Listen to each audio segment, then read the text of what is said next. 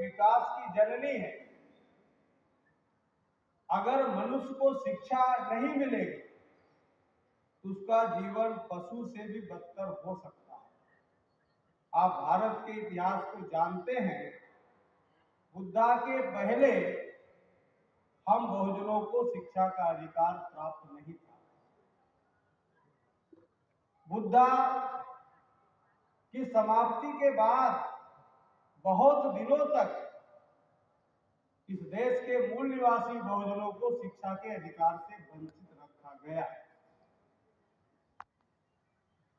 इस देश में यदि अंग्रेज ना आए होते तो हम लोगों को शिक्षा का अवसर प्राप्त ही ना होता।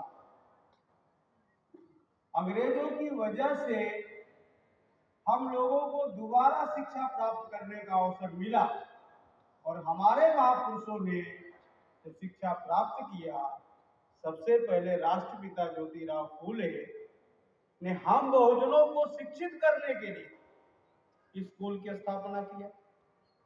अंग्रेजी हुकूमत के सामने अनुदान की मांग किया। उसके बाद राजा छत्रपति साहू जी महाराज बहुजन समाज को शिक्षित करने के लिए शिक्षा में रिजर्वेशन की व्यवस्था किया और अंत में महामानव बाबा साहब अम्बेडकर ने संविधान के माध्यम से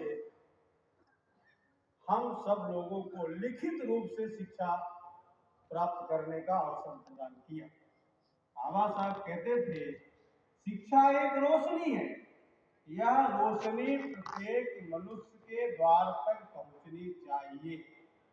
अर्थात प्रत्येक मनुष्य को शिक्षा मिलने का अवसर प्राप्त होना चाहिए।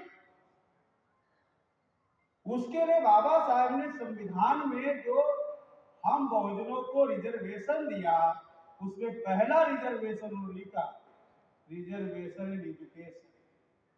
उनको मालूम था अगर रिजर्वेशन में शिक्षा का अधिकार नहीं मिलेगा तो हम बहुजनों को शिक्षा के जो संस्थान है उसमें एंट्री ही नहीं मिलेगी। अगर एंट्री नहीं मिलेगी तो जो हमारे अन्य संवैधानिक अधिकार हैं वो हम प्राप्त ही नहीं कर सकते। इसीलिए बाबा साहब ने पहला रिजर्वेशन एजुकेशन दिया और दूसरा रिजर्वेशन सर्विसेज दिया। आप जैसे शिक्षा प्राप्त करेंगे वैसे आपको रोजगार का अवसर प्राप्त होगा।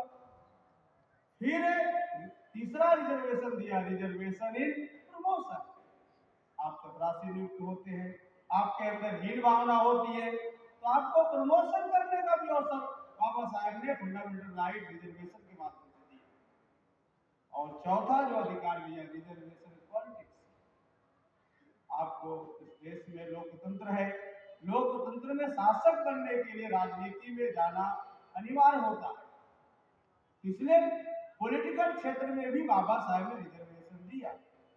ये रिजर्वेशन देने के पीछे बाबा साहब का जो मकसद था कि लोकतंत्र में जो सत्ता होती है, एक शासन होता है, एक प्रशासन होता है। प्रथम 3 प्रकार का जो रिजर्वेशन है उसके माध्यम से हमारे लोगों को अवसर प्राप्त हुआ। लोग प्रशासन में गए, आईएएस बने, इंजीनियर बने, डॉक्टर बने, प्रोफेसर बने, जज बने, वकील बने। और चौथा जो रिजर्वेशन है, रिजर्वेशन पॉलिटिक्स, उसके माध्यम से लोग प्रधान से लेकर के प्रधानमंत्री बने। यह सब बाबा साहेब के संवैधानिक जो व्यवस्था के द्वारा शिक्षा का अधिकार दिया गया उसकी वजह से है। आज हम लोग जो प्रोफेसर बन करके, कलेक्टर बन के हमारे समाज के लोग ब्राह्मणों को निर्देश देते हैं या सवर्ण लोगों को निर्देश देते हैं, उनसे यह बात देखा नहीं जाता। उन्होंने अनेक प्रकार के संविधान संशोधन किया। भारत में सभी लोगों को शिक्षा देने का अवसर संविधान देता है, लेकिन संविधान लागू होने के 70 वर्षों बाद आज भारत के क्या सभी नागरिक को शिक्षा मिल रही है? भारत सरकार का ही आंकड़ा कहता है नहीं मिल रही। साथियों, भारत देश में शिक्षा का प्रचार प्रसार करने के लिए अनेक प्रकार की शिक्षा नीतियां बनाई गई। सबसे पहले 1968 में नई शिक्षा नीति बनाई गई, फिर 86 में शिक्षा नीति बनाई गई, एलपीजी कानून 90 में आया, तो 92 में संशोधित शिक्षा नीति बनाई गई, जिसके माध्यम से शिक्षा का निजीकरण किया गया। मैं जिस विश्वविद्यालय में प्रोफेसर हूँ, उस विश्वविद्यालय में 14 कॉलेज सरकारी है और 650 कॉलेज प्राइवेट। तो ये जो विषय है साथियों, स्कूल मर्जिंग करना, इसके पीछे शासक जातियों का बहुत बड़ा एजेंडा छिपा हुआ है। सरकारी स्कूल बंद करने के पीछे बहुत बड़ा मकसद है।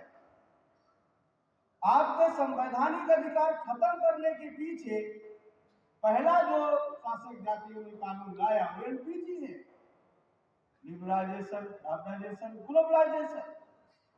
और आज ये जो 29 जुलाई 2020 को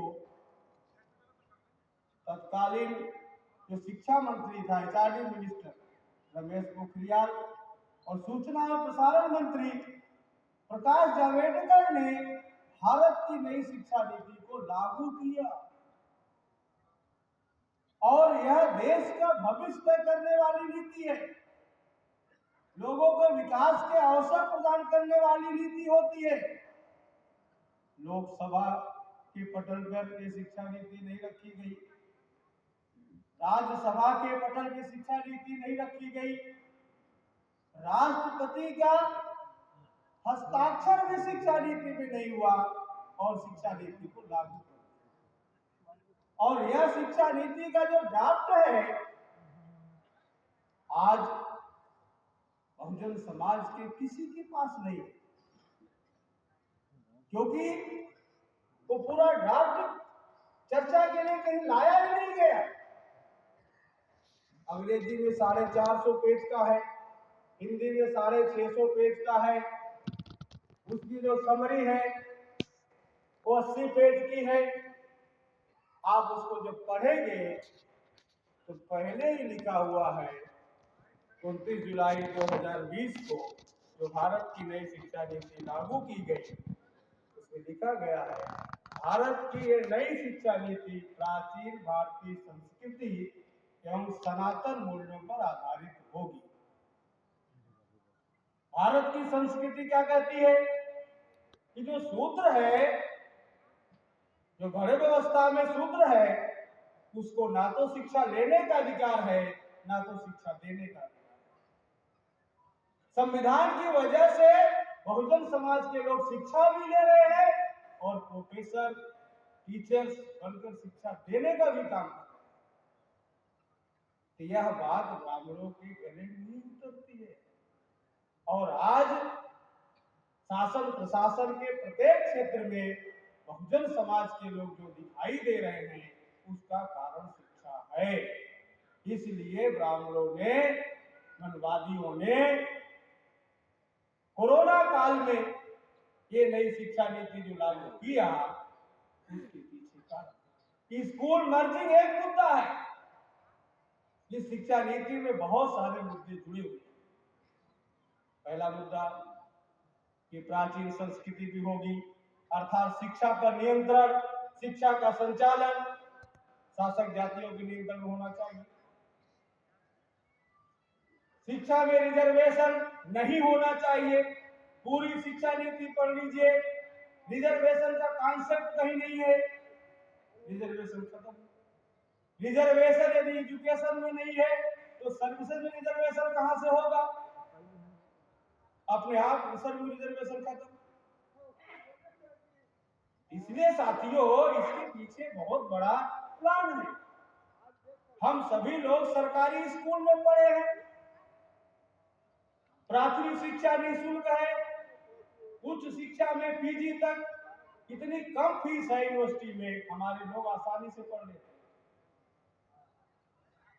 किसी बच्चे को इंजीनियर बनाना है, किसी बच्चे को डॉक्टर बनाना है, अगर उसे सरकारी संस्था नहीं मिलती है तो बहुजन समाज का कोई व्यक्ति अपने बच्चे को इंजीनियर डॉक्टर नहीं बना सकता। करोड़ रुपए फीस है। एलपीजी के तहत शिक्षा का निजीकरण करने का काल 1992 से शुरू हुआ, उसमें स्कूलों को बंद करने का कार्य किया, क्योंकि सरकारी स्कूल होगा तो बहुजन समाज को रिजर्वेशन होगा, प्राइवेट स्कूल होगा, निजी हाथों में स्कूल होगा, तो आपको वहां पूरी फीस दिए बगैर एंट्री संभव नहीं है। इसलिए आप किसी भी जिले में सर्वे करो, प्राथमिक स्कूल एक बार जब विश्व बैंक ने पैसा दिया, अंतरराष्ट्रीय सहायता दिया, सर्व शिक्षा अभियान के तहत बड़ी संख्या में स्कूल खोले गए, क्या सभी को शिक्षा मिल गई? तो शिक्षा ना मिले इसके लिए एक नया प्लान, स्कूलों को बंद करना, कॉम्प्लेक्स जो स्कूल बनाने का मामला है उसके पीछे रास्ता, कई स्कूलों को मर्ज करके एक स्कूल बनाया जा रहा है, उसके पीछे सरकार रात को अपना तर्क दे रही है कि बच्चे नहीं, संख्या कम है। अभी उत्तर प्रदेश में 27,000 सरकारी स्कूल बंद करने की घोषणा की गई। विपक्ष ने थोड़ा विरोध किया तो सरकार उसमें नहीं हम बेहतर विकल्प तैयार कर रहे हैं, कंपोजिट विद्यालय बना रहे हैं, उसमें बेहतर सुविधाएं देंगे, लेकिन बंद। महाराष्ट्र में 60,000 विद्यालय बंद करने की बात की गई, मध्य प्रदेश में 90,000 विद्यालय बंद करने की बात की गई। इस तरह से पूरे देश में सरकारी संस्थाओं को निजी हाथों में बेच दिया जाए, विश्वविद्यालय जो है टाटा बिरला अंबानी अडानी को दिया जाए, और ये जब स्कूल सरकारी बंद हो जाएंगे, मर्जी के नाम पर आप विरोध भी नहीं कर पा रहे हैं, तो हमारे जो बच्चे हैं वो किस स्कूल में पढ़ेंगे? तो प्राइवेट स्कूल खुल रहे हैं, बड़ी संख्या में प्राइवेट स्कूलों की मान्यता मिल रही है। मैंने उदाहरण स्वरूप बताया कि किसी जिले का सर्वे करिए, अगर 100 स्कूल सरकारी है तो 1000 स्कूल प्राइवेट में खोले गए, चाहे प्राथमिक हो, चाहे सेकेंडरी की स्कूल हो, चाहे कॉलेज हो, डिग्री का यूनिवर्सिटीज हो। तो साथियों बड़ा भयंकर षड्यंत्र है, समय कम है, तो साथियों इस शिक्षा नीति का जो दुष्प्रभाव पड़ने वाला है उसके बारे में मैं 2-3 बातें कहकर अपनी बात समाप्त करना चाहता हूँ। साथियों, पहला कि इस शिक्षा नीति के द्वारा हमारा आरक्षण खत्म हो जाएगा। कौशल विकास के नाम पर हमें पुराने जो जाति पेशे थे उसमें धकेलने का काम किया जाएगा। स्कूलों को मर्ज करके प्राइवेट स्कूलों की बढ़ावा दिया जाएगा, जिससे हम बहुजन के बच्चे शिक्षा से वंचित हो जाएंगे। शिक्षण संस्थाओं को ऑटोनॉमस बनाया जाएगा। 2035 तक सभी सरकारी जो शिक्षण संस्थान हैं उनको निजी हाथों में सौंपने का प्लान शिक्षा नीति में दिया गया है। इस सबसे यदि बचना है तो साथियों हम बहुजनों को जगाना होगा। मैं इस मंच के माध्यम से राष्ट्रीय नेतृत्व से आह्वान करना चाहता हूं कि नई शिक्षा नीति किस प्रकार बहुजन विरोधी है, एक पैम्फलेट तैयार किया जाए और इसके लिए भारत के सभी जिलों में कार्यक्रम लगाए जाए और इसके खिलाफ धरना प्रदर्शन किया जाए और इसके खिलाफ भारत बंद करने का भी प्लान किया जाए, क्योंकि यह शिक्षा नीति हम बहुजनों के लिए डेथ वारंट लेके आई है। अगर शिक्षा नहीं तो हमारी जागृति, हमारे लोगों को रोजगार, हमारे लोगों को सामाजिक जो अवसर है वो सब बंद होने वाला है। इसलिए साथियों शिक्षा नीति का पूरे देश में संगठन के माध्यम से विरोध किया जाए, इसके लिए भारत बंद किया जाए, ऐसी मैं अपेक्षा करता हूँ। आप लोग इसके समर्थन में साथ सहयोग करेंगे, इसी आशा और विश्वास के साथ मैं अपनी बात यहीं पर समाप्त करता हूँ। धन्यवाद। जय हिंद।